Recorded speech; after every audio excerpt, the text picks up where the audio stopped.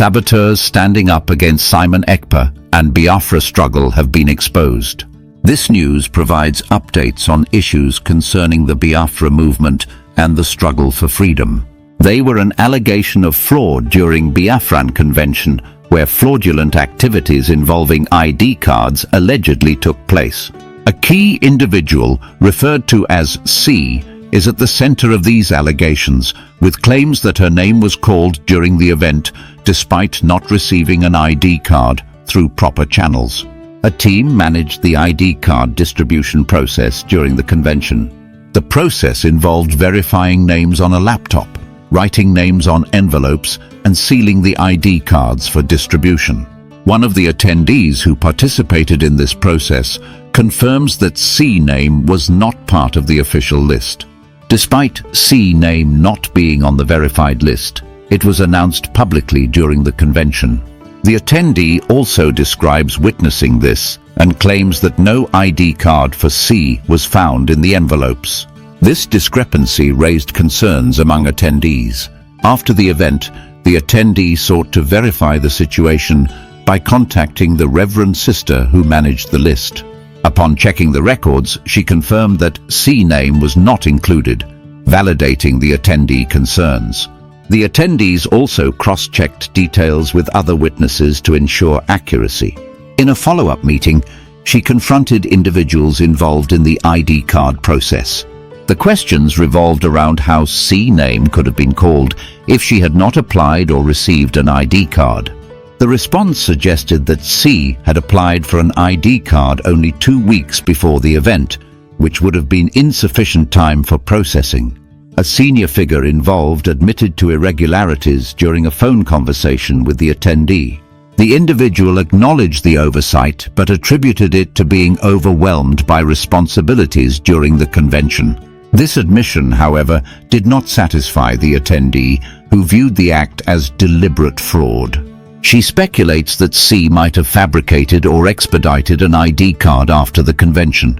This raises further questions about how such a process could occur without proper oversight, emphasizing concerns about transparency and fairness. She highlights the importance of adherence to laws and protocols, particularly in the Biafran struggle for independence. They argue that such fraudulent actions undermine the movement's credibility and demand accountability, including potential legal consequences for those involved. She reiterates the importance of maintaining integrity within the Biafran movement and ensuring such incidents do not occur in the future. It all started on a regular day, just like any other, when news began to trickle in about a curious incident involving the Biafran movement and Simon Ekpa. For those who may not know, Simon Ekpa is one of the key figures in the struggle for Biafran independence. He's been a controversial yet influential voice in this ongoing fight. As with any large movement, it's not unusual to encounter disagreements or even internal conflicts. However, this particular story would reveal something far more troubling. The Biafran movement is deeply rooted in history, passion, and a collective longing for self-determination. Supporters of this movement often emphasize unity, integrity, and fairness. These values are seen as essential to building a future where their dreams of freedom can finally take shape. The convention involved many activities, but one of the most significant was the distribution of ID cards. These cards were not just ordinary pieces of identification. They symbolized belonging, a shared vision, and a commitment to the movement. A team was assigned to oversee the entire process, ensuring that every name was verified before an ID card was issued. The procedure was straightforward. Names were checked on a digital list stored on a laptop, written on envelopes, and paired with the corresponding ID cards before being sealed and handed out. Everything seemed to be going smoothly until a name was announced: C. When this name was called, one of the volunteers in charge of ID distribution felt a pang of confusion. This volunteer was someone deeply committed to the integrity of the process and had been involved in checking names and packaging the cards. They knew without a doubt that C's name had not appeared on the verified list. The announcement of her name immediately raised questions in their mind. How could C's name be called when she wasn't on the official list? It simply didn't add up. Curiosity soon turned into determination as the volunteer decided to get to the bottom of this. After the convention, they reached out to the Reverend Sister who had managed the ID list. The Reverend Sister was someone known for her meticulous record-keeping and dedication to fairness. When asked about C's name, the Reverend Sister checked her records and confirmed that C's name had not been included. This revelation validated the volunteers' concerns and raised even more questions. Determined to uncover the truth, the volunteer began speaking with others who had been involved in the ID card process. The story became even more puzzling. One of the senior figures involved in the event admitted over a phone conversation that there had been some irregularities. This person claimed that they had been overwhelmed with responsibilities during the convention and suggested that the mix-up might have been an honest mistake. But the volunteer wasn't convinced. To them, this didn't seem like a simple oversight. It felt deliberate, as if someone had gone out of their way to include C's name despite the lack of proper documentation. The story took another twist when it was revealed that C might have applied for an ID card just 2 weeks before the convention. Normally, this would not have been enough time to process and issue an ID card. The question then was how C's name had been announced during the event, and whether she had somehow managed to obtain an ID card after the fact. Could she have fabricated one? Or had someone fast-tracked her application behind the scenes? The answers were unclear, but the implications were troubling. The volunteer brought these concerns to a follow-up meeting, where they confronted individuals involved in the ID card process. They asked direct questions about how C's name could have been called if she had not applied or received an ID card. The responses they received were evasive and unsatisfactory. One individual admitted that C had applied late and that her card could not have been processed in time. However, they failed to explain why her name had been announced or why there seemed to be an effort to include her in the list. As this drama unfolded, the volunteer couldn't help but reflect on the larger implications of what they had uncovered. The Biafran movement was supposed to stand for justice, fairness, and accountability. Yet here was an incident that seemed to undermine those very principles. Fraud, whether intentional or accidental, had no place in a struggle as significant as this one. The volunteer began to voice their concerns more openly, emphasizing the need for transparency and integrity within the movement.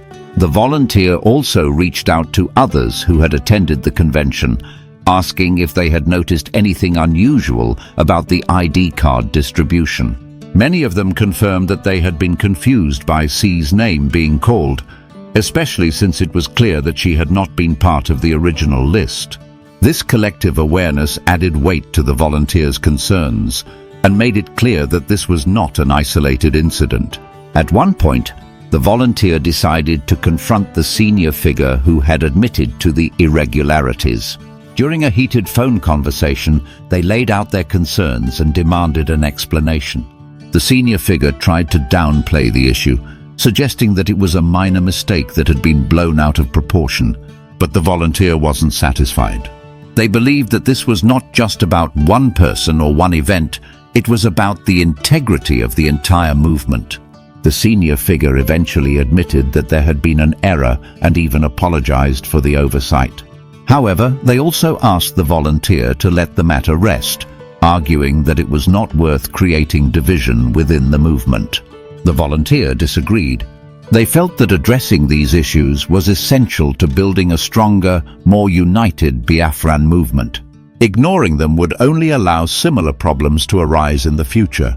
As the story spread, it sparked a broader conversation among supporters of the Biafran movement. Many people began to question how such a situation could have occurred and what it said about the movement's leadership. Some called for greater accountability and stricter oversight to prevent similar incidents. Others expressed disappointment, feeling that the actions of a few individuals had tarnished the movement's reputation. The volunteer, meanwhile, continued to advocate for change. They emphasized the importance of adhering to the laws and protocols that had been established to guide the Biafran movement. They argued that transparency and fairness were not just ideals to aspire to, they were necessities for achieving the movement's goals. Without them, the dream of a free and independent Biafra could never become a reality. In the end, this story serves as a powerful reminder of the challenges faced by any movement striving for change. It highlights the importance of vigilance, integrity, and the courage to speak out against wrongdoing, even when it comes from within. It also underscores the need for accountability, not just among leaders, but among all members of a movement. Only by holding each other to the highest standards can the Biafran movement hope to achieve its vision of freedom and self-determination. As the story of the irregularities surrounding the Biafran ID cards continued to unfold, it became clear that this issue was far from being just a minor mistake or a simple misunderstanding. People started to talk, and the conversation spread beyond the attendees of the convention. What seemed like a small issue at first grew into something much larger, something that could potentially shake the foundation of the movement itself. Omaka, afi ikwu eziokwu otu o siri dị, because before Potija o chetara ụmụaka and ọ ma na o ya backfire. Before Potija ọ ma na ada ndị mbụ na ndị egere ya ekwu because he knows me very very well. Maazị Ụwọma mụmụ ọfụma ọ ma na mma apụta and na mmeji ọ resara m afọ ya o setigo since ka nna agba akụkụ hapụ m ikwu okwu about this man. Ọ lapụta onwe azago the phone now. What do you want? Hello?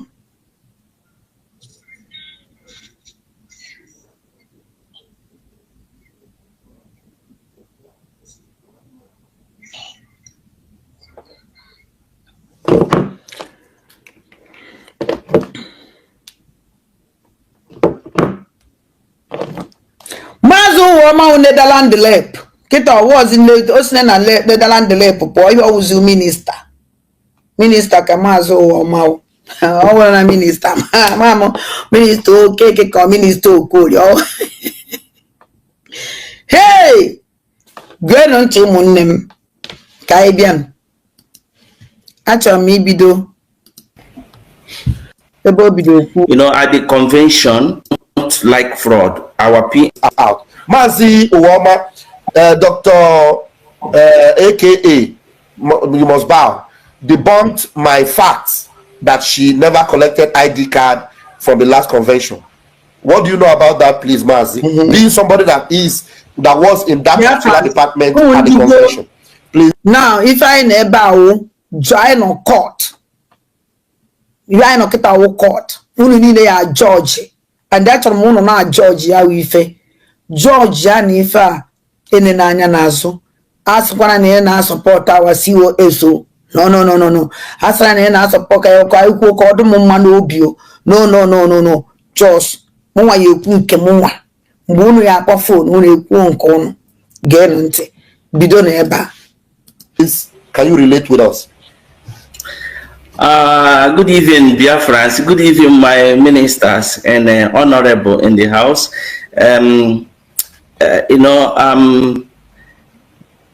I just want to everybody to get sense in what I don't condone evil, and I am the person.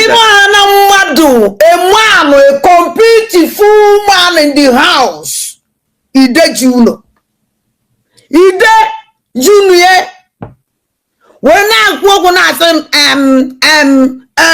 Putawanese Agaro. Ide Juno bidi kwoku. Bidone kwoku ko mazi eku na aka nwa 3 years na nwa 4 years. Tochuku, what are you doing there? I go see my friend. My friend is saying, make I come on, let us go and see his mother. When we reach there, a family. wele nwamujuno nazufa the proud na bia na social media ekwu okwu agba the whole Biafra okwu na asem na ege ntị. That always is straightforward. When you say this must be like this, it should be that way. You know, I don't like fraud. Our PM promised us that he's bringing Finland to Biafra. You know, and is why we are running away from zoo. We want our Biafra is where we can live the way we are living here in Europe. You know, law doesn't have a favorite. It doesn't have a boundary. Everybody obeys the law, follow the rules. You know, what happened about the ID card? Now, I was so Mazu Roma like a flood, and don't like a better country, and don't like even in a country. Now go for ma. A man on a follow Ogen Kelly with two names. This man Africa anything. A man on a Ogen Kelly on a follow. When we $5 million of 1 year as anything. A man on a follow when hijack a government account without reason, no reason. Without reason, as Tapalanya, of 1 year as anything. A man on a follow, or whatever that a man on a follow, a committee go how many offenses in America of 1 year as anything on a chocolate better country. Eh? Or John fraud. Or John fraud. Now they go woman. I just want to come go to brain because I'm on that. Oh, you now watch this. My came on neck on and I done you kumakagi. I'm on no I family kepa now what TV see ba. Can na the you can call in with my number and the debunk or anything on nature you debunk here. My line is open. I will give you chance. Each of one send the logo link because they send the logo link. Okay, on a Zoom no. I will do it, no problem without pressure or gain that dim benande can EJ bubu mad. Panegente. So mad, so angry. You know, at the convention, the day of ID card, European former European rep Mazi Uche called me to help with the packeting the ID card. We are 3 of us, Reverend Sister Neka and Mwada Uju, you know, then with I. And what we are doing, if people that were in the convention could remember, they will see us at the corner where we put table and the stage there, packeting the ID card. What we are doing is Reverend Sister Neck, we get the ID card, and she will look the name and cross-check with her laptop the list of the people, and when she gets confirm the ID card, then she will pass it to the name to me. I will write the name of the person on the envelope. Then I will pass it to Wada Uju. Wada Uju will then put the ID card in the letter and then packet it in the envelope, seal it. So that is how we packet all the ID cards, and how the ID cards were arranged is our PM number 1, then to the last person. So and when we were packeting all the ID cards, there is no way we saw our COS name. Her ID card wasn't among there. So to my surprise, after we packaged that and we gave it to Mazuche, so to my surprise, in the stage, after Mazuche called our PM on, then COS whispered to Tuche. And this is what I'm saying now. Everyone should go and watch the video of the convention of that day. The day I think it was the third day at the festival. That day was the day we shared the ID card. So if if you want to verify what I'm saying, just go and watch the video. Okay. So when now, Ganjamu Uwama Juju Uwama Ema Madiabo Afam Boba go to the Welenkie, Abra Wele, Amaquamo Ruby Nadi Abaquam Bobby a Bebelenkie or Bebele, Amaquam. Kedi, can't forget these people because somebody call one of Abia Bamwele. I'm not familiar because you want a mad 100% sure. And I may see a gaze, comfortable by nature. Because some bossa, Obiang original noisy. A mamma capalon came on back on can be a babbling Kimunka, come madevele. Kaina negianti. So Munem Patana bank will on way back because you need a well that ID card that I did before Mama Abia ID card. And Mamma Makajoy don't need Hanya. Another man in a stage. When she whispered to Mazuche, Mazuche said, of course, our CO, the next, our COS, Dr. Ngozo Rabueze. And we clap hand, but he didn't hand her over any envelope because there was no envelope for her with the ID card.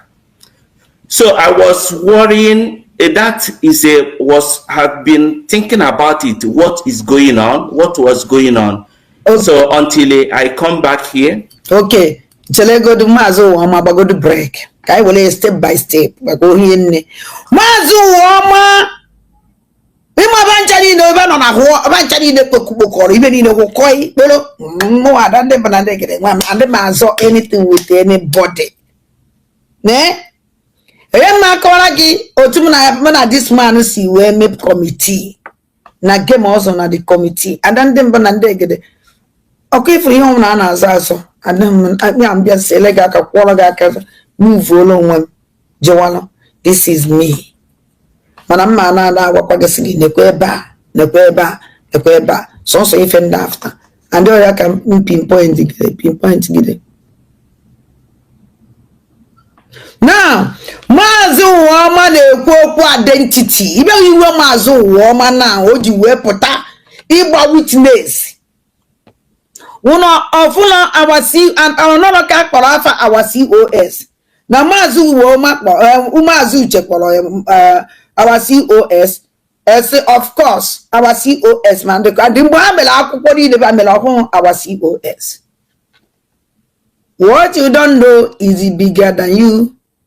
What you don't know is bigger than you. Hey, I'm gonna go. Mazu wama nanya kangwage. Owuna macholo can't my identity card. Only 100 this identity card. We may your identity card is Mazuche. And in 100 this identity card on a hall. 100 year over. Good near na envelope. Because someone oku Van Kureba, or one of Boko Ampriano, I'm coming to that. Nana can work my Edwaku is now up to moon, Jari. Our COS who Nyama Wonya name organized on Finland 4 days before Gumawo Oama, their Finland. That identity card in a keta, queen, I quote, Naholu Kebunyelegie. Mazu wama na hola nke bunyelegiawo identity sigi handro onya within the gonna handle ya inside that hall Mwoga bangisi. It is shown that before this identity here, now our COS, a will go and kick on over. No idea. Mwoga bangisi because him are the kind of person our COS. Our COS are trust to mother. Always somebody now a long way. Or they are like the nonsense. Or when I was even now, but only my account call like off ma. I can eat believe. Mazu Woma, any name in Finland. Mwaga Bagisi, our COS no Finland 4 days before the event. That na Obibio Bravo, he make sure that na everything the organize of ma, which no mwa. That Finland 4 days, yeah. And for my ID card, me booze or would ye. I make what I na hall. Yes, so over the ID card, I will collect it. Yeah, for the hall. Gosling, yes, Nambu no more one year brew. Yeah, my dad says, just in a hall, Pavamo. But no more do you mad the card. Mazo, me don't think like this. Which again, because now you will go know that hatred. Don't worry for this woman, American. Here, woman up today. And no go we again. Now, after this Oku uncle, I won't really know the same with your conscience. And one of my had done them and Mazu Wama, now one cabu you catono, so good in your way. You wait so that no one good caton, who our European lab, Mazuche. You wait so that na Mazuche, when we kinya our COS. Identity card there. Now then I want the COS here request yes why honest because nyam can natural capo and the hall. Yakoji weapon our COS yes of course. So go spend them madina. Omelen kie man o wole gie. Man o wazingu no wole gie. Man o see yes. He will know tolo. He went to saw that then when he came and charge this ID card. Our COS as post to the address, a post to the ID card in America. Nichegelu hoda side.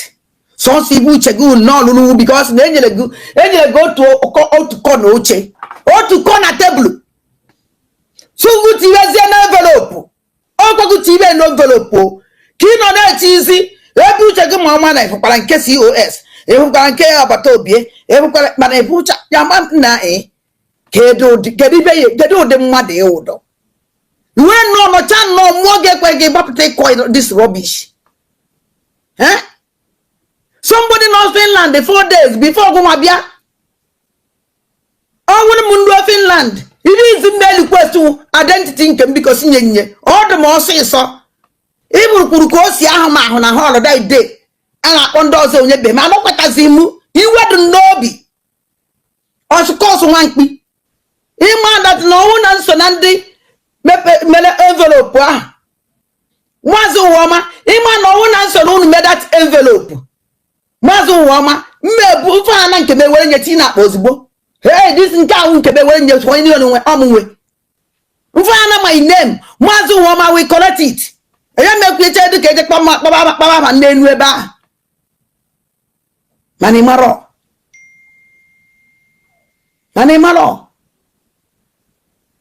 Mazuoma. Heo. Mazuoma. Amona ndo nwere ife dogini isi cha. Amona ndo nwere ife atobo. Ema na umi iti bori bono oyibo. Mpota mgbe ama ona na awokwa mi iti o. Eje ohum. Eyi. Mana abia na brain. Ibe eji brain eme. Hey God. Owe ha umeli ya mama. Mazuoma. Iwe no no takochichala ngune gi. Mfuna nwanye are very intelligent. A wonderful nwanye na no. Owe gbaga nkete. E gulu owe gu no pota na social media. Na Mazuoma ingala nnu na. Ingaka nnu. Hey. Mazuoma ingala nnu. Amado mibiji we putala nchema in fact. Oh.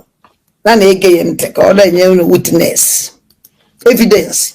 I came back to my base, and the day we are having European rep meeting, European meeting, reps.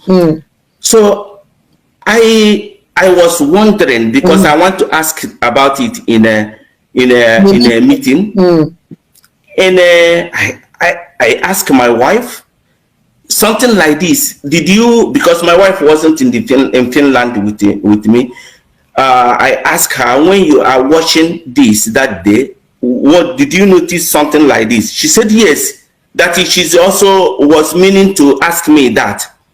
So, and then wanting to be sure before I raise that up in a meeting, because I want to confront Uche on it. So, to be sure of myself, I called Reverend Sister Neka. I asked Reverend Sister Neka,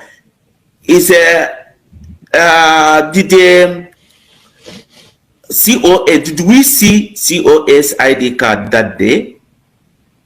She said, oh, she don't remember, she don't think. But I said, because I don't see also, but her name was called. And I want to go to meeting, confront Uche about it. Before I do that, I want to confirm. I want to be sure. I don't want to accuse somebody, something I am not sure. Then she asked me to hold on. She's going to check. She's going to check in her system, in the computer. If I can give her 10 minutes to get back to me. I said, I asked Reverend Sister Neka,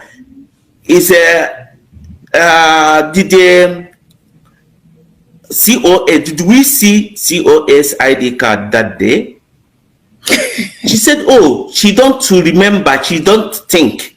But I said, because I don't see also, but her name was called.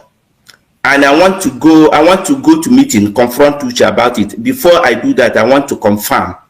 I want to be sure. I don't want to accuse somebody, something I am not sure. Then she asked me to hold on. She's going to check. She's going to check in her system, in the computer. If I can give her 10 minutes to get back to me. I said, okay. I am going also in the meeting. Call me. So within 5 minutes. No investigation. Instead, you want to know time. The investigation never no. Mazu wama wala no time ni no wala no investigation never one you no so. Wala no time ya. No time ni no wala investigation. Na wanyi onyo so.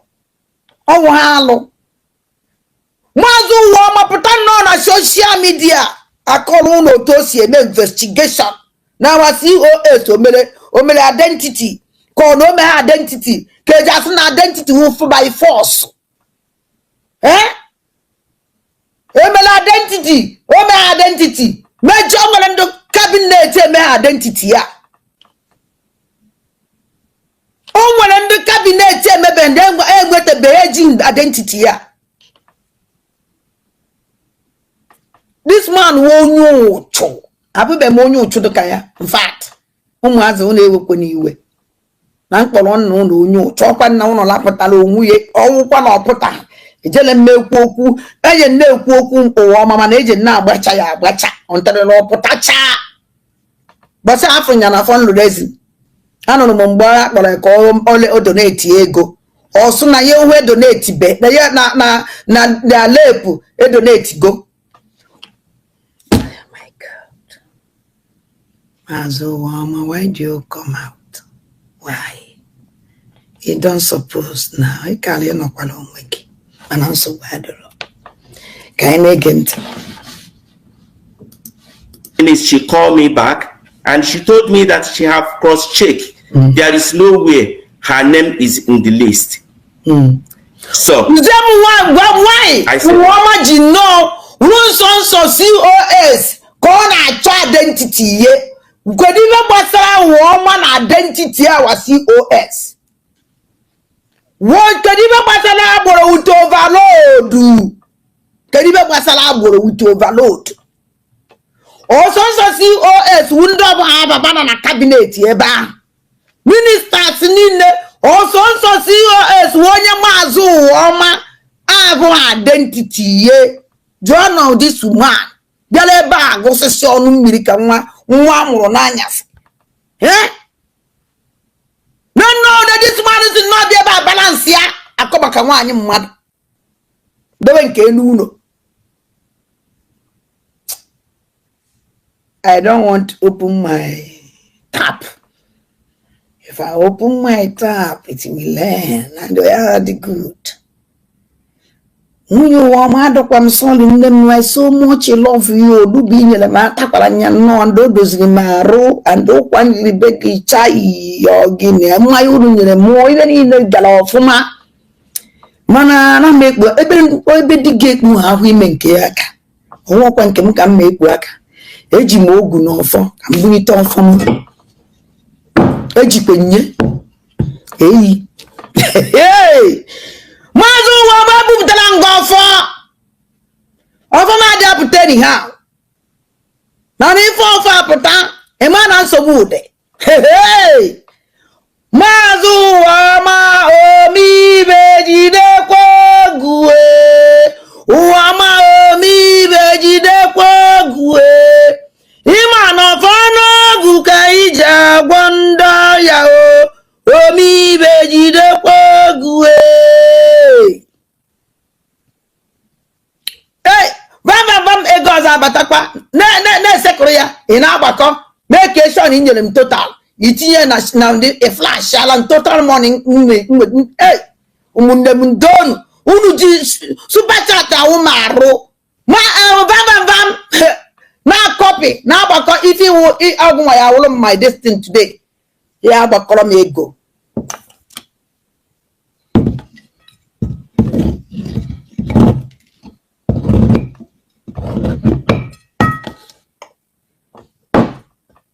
Mazu wama omi bejide kwa gue. Uwama omi bejide kwa gue. Imano fana guka ija gwanda yao. Omi bejide kwa gue. Eji mogu na fue. Imakwa neji mogu na fue. Ofano guka afakidi deja wana ogu buru zo ofane sotie nazu onye ogu mara ofe tigbunyo ya anya ndị ba ya etichere mogu n'ofo na-eje meji egbochi ajọ mmụọ eji mogu n'ofo ma na-eje meji egbochi ajọ mmụọ mazu wama ina-emekwa ibe ị na-emechetakwa ụmụazị maazị Uwoma cheta ụmụ angel Chineke dowere gị ji igwe gozie ego n'ezinụlọ gị maazị Uwoma cheta ụmụaka gị n'ibe ọnwụ na imetere isi gị ka ihe eji buye nna anyị mmadụ nọgata nnọọ were ụlọ ọgbachi ukedo ụlọ onwe mmadụ nọgata nnọọ were alụ dowere onwe ya maazị Uwoma onye tinyere gị n'ụdị ọnọdụ a onye bupụtara gị hey Uwoma hey ogini ibe ewute m ife nke pụrụ iche ka anyị na-ege ya ntị. Okay, I said yes, I am right. So I went to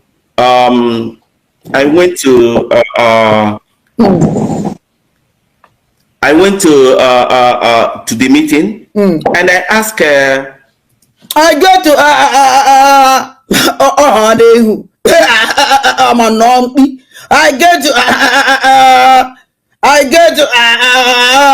meeting.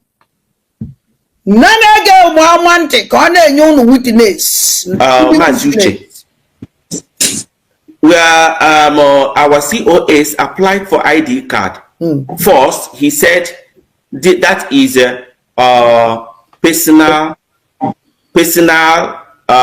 details. You don't have to. I cannot ask about. I just meeting no.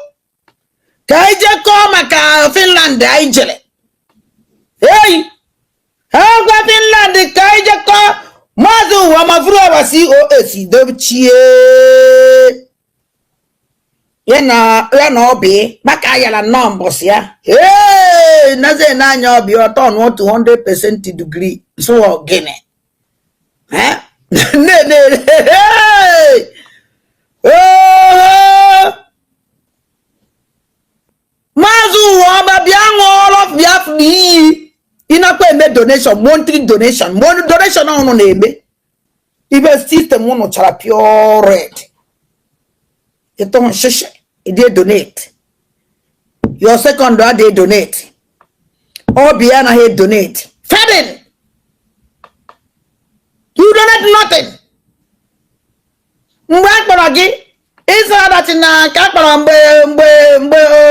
mbe amamibe maps about the information Sonia Takalawa.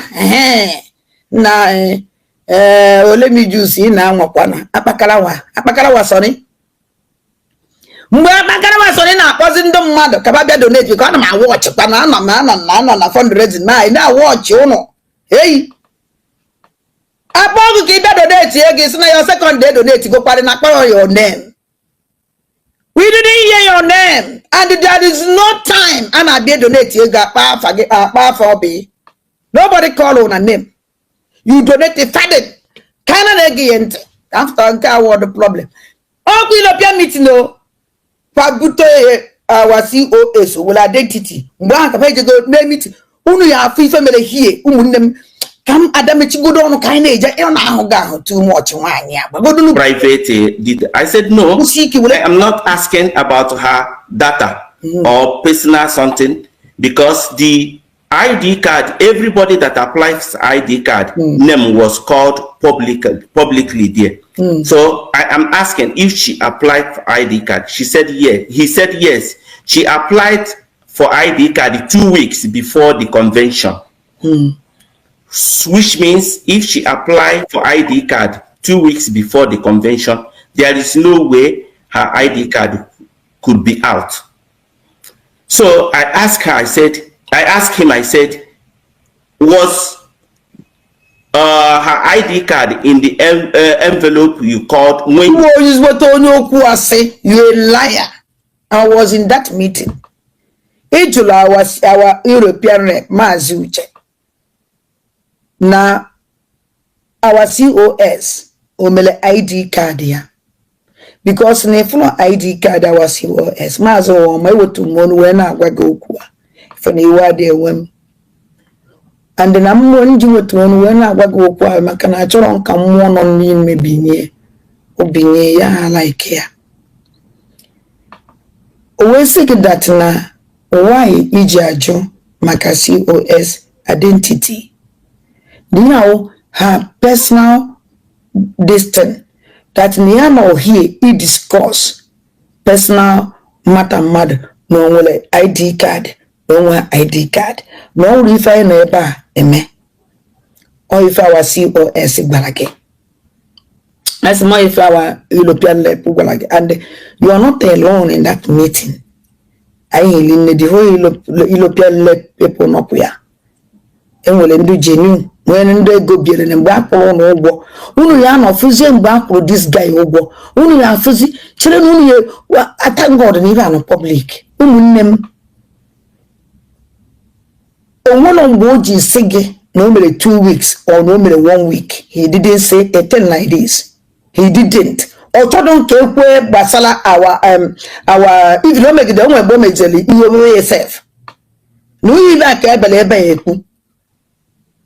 Neither ye discuss Kanko, so forget ye about COS or ID card or my ID card. No have personal problem. Now you know here he discuss ya or if you Obi wole wanyite wala but I cannot afford the true color of this woman.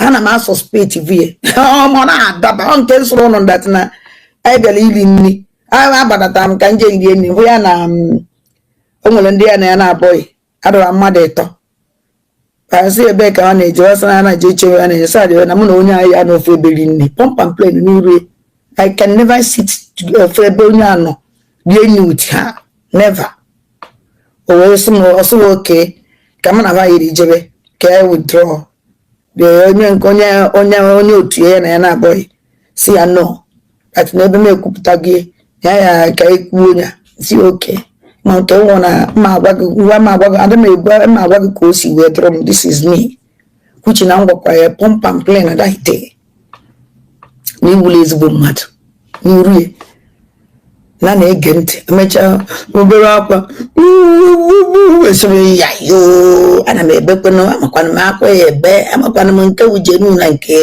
esekwere na ndị na-ebekwanụ ya wa ibekarịkwana ọnụ ada ndị mbụ na ndị egede akwa na akwa ka ejiri mana m life ọmụ ụmụaka m eme ha na-ebere m ana m ebekwe nkịta ka ihe obi shiwere ọrụ na kabinet ka mkpebi bido shiwe m ike sef ibe mbere na kabinet tu eke na na-ege ntị. You called her name. Did you see he said why then he got angry. Why I could be talking about somebody's personal ID card like that. Then I told him, I said, no, I am not asking because I know she don't have an ID card, but her name was mentioned. I told him, he asked me, how do I know that? I said, I know that because I am also one of the people who packaged the ID card. There is no way her ID card is there. And that is fraud. You didn't see somebody's ID card and you call her name in the whole world. And I can... No, I'm from fraud. Man, I'm fraud. Now, their minister, Alamajiri, Babi Allah minister, Ogen Kele. Well, two lane fraud, Biafra with the Ogen Kele. Of we are not fraud. No fraud ID card, our COS. No fraud, Nako Woma. Na na-egent na ebe dimkpa na-ekwu okwu ka nwa amụrụ n'abalị akwa ọftakịta ọsụgụ na ya gụla akwụkwọ na ya wee graduate ebe mụ anụ ji ụmụ jide family mụọ n'ozuzu oke mụọ ozuzu oyi na akụ na-ekwu okwu like this ka nwa amụrụ n'abalị na na-ege ntị. Accept that. I cannot be part of that because it's a fraud. It's a fraud. She didn't apply for ID card. This ID card. A saboteur planted by Gaddafi. Anyone Gaddafi. Anamu. Ogo gusosi onu mmiri. Otoro na ni. Umwamosu. Oh, bata obi na wo no Mama odi obi nwoke ahụ nwere mfat. Anko ọ n'ọkụ ụmụnne m. Mama odi obi ga-aga nwere. Ka anyị na-ege ya ntị. Was introduced in February, and people have started applying for ID card all this while. Why, if the Biafra is very important to her and the ID card is very important, why should she wait 2 weeks before the convention for applying? Number one, there is no time. Our our European levels now, our COS will imply the ID card there 2 weeks. He didn't say something like that. I was in that meeting. I just so no. Na mgbe nji ekwu okwu nke katacha onwekwa ewenye maka nnukwu ofu ịmanya nke mbinye ikwu okwu onye ọ na-adịda egwu ada obi mgbenye ya okwu ama na okwu ụzọ maka mụnwa ọsọ nsọ mụnwa ana m ata okwu ọnụ were nke mma agwago otu o si wee dịrị m adị m ya ekwu okwu ka m peti onye ahụ ka m peti no otu ahụ o si dị ka m agwa gị ya this is me ya na ebe a na-eto okwu were tinyebe n'ọkwa ndị na-achọ ọkwa over na nkwu ekita o nwere ike wepụ me ya ma abụzi lepu ohu na me wepụ ekita eje eme nke je eme nke ọzọ anaghị alacha ibe m otole ka e were nye ya ọkwa ndụ ụtụ mụnwa na-achọ na m achọ ọkwa enwe ibe nji ọkwa eme I don't need it. And the need you walk by go see men come. No. I'm just go mad. And again. So when I was saying that the meeting was Uche was shutting me down, and I don't want to blow off because the meeting, we are in the meeting, so I keep quiet. I died the matter. So but the next day in the morning, I sent Uche a message, message, and he replied immediately. He is a person that he never immediately, if I sent him message, he never reply. It will take time before he reply. So yes. But this one, immediately I sent the message, he replied immediately. Because you want to save the ass, you want to save the ass of Ngozi. So when he replied the message I sent him, and then I call him, and the phone rang once. He picked the phone immediately. So as we are talking, he started calming me down. Everybody should calm down and let us work together. Everybody can.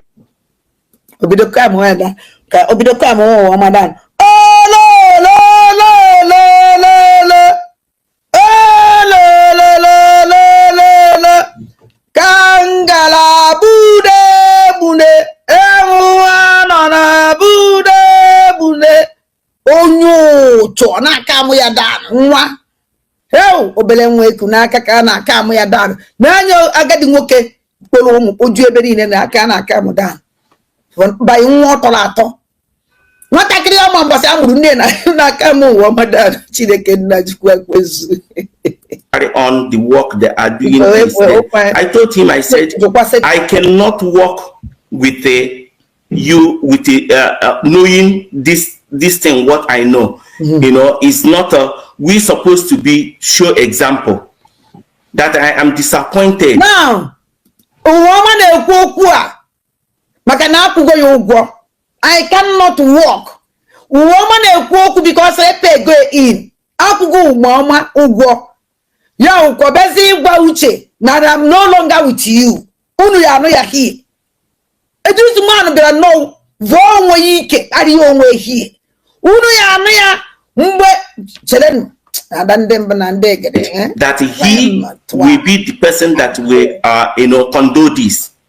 So he start asking me that he don't know what happened, that what really happened. Was it did somebody tell me this, or did I notice it myself? I said I noticed it, and a lot of Biafrans noticed it.